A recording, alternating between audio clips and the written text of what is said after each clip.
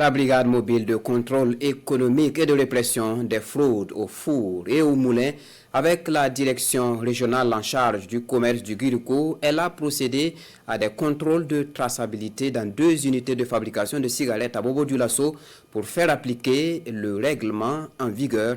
Un délai de rigueur a été fixé au 28 février prochain pour se conformer à la loi. Le point avec Drissa Traoré et Sayouba Mamboni.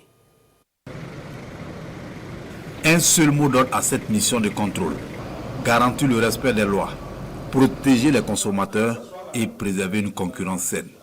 Tout commence ici, à la manufacture burkinabé de cigarettes, l'Amaboussig. L'on procède à la vérification de la traçabilité des numéros de lot, du marquage fiscal, de la conformité des emballages. Tout est minutieusement passé au peigne fin. Même opération ici à Syrie Compagnie, haute entreprise de fabrication de cigarettes visitée ce matin.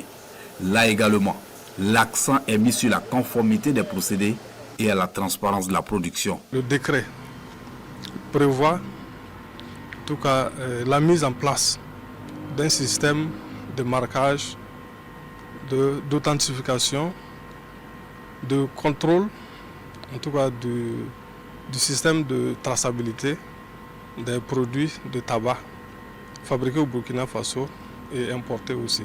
Les responsables des unités industrielles visitées saluent cette initiative du ministère en charge du commerce, qu'ils considèrent d'ailleurs comme une action salutaire contribuant au respect de la réglementation, à la transparence des activités et à l'assainissement du secteur. Nul n'est au-dessus de la loi. Et c'est avec beaucoup de fierté que nous accueillons la mission de contrôle dans nos locaux ce matin. À notre niveau, nous avons pu mettre en place le dispositif conformément à la nouvelle réglementation. Je pense qu'on est tous conscients de la marge qu'on a en termes de lutte contre la fraude et des produits illicites.